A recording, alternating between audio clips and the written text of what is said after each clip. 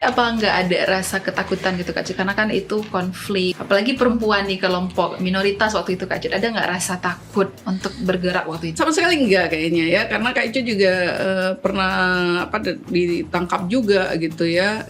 Meskipun meskipun hati waktu pas saat ditangkap berdebarnya gini, apakah saya akan kehilangan nyawa begitu. Nah itu dia. Jadi itu yang kita pikirkan. Habis itu kita perempuan kan berbeda dengan laki-laki ya.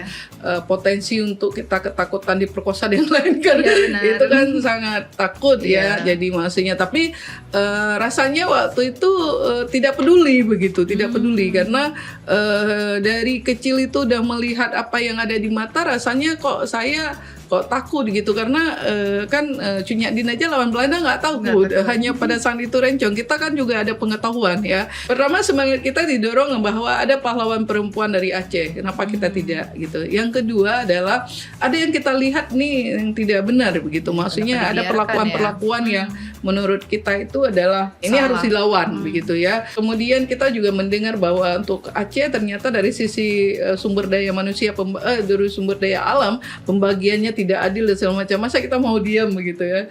Jadi hal-hal itu yang kemudian menjadikan kita nggak takut sama sekali begitu. Dalam pikiran kita waktu itu ya udah, kalau saya meninggal saya nggak punya anak, saya nggak punya siapa-siapa, ya saya mati syahid begitu.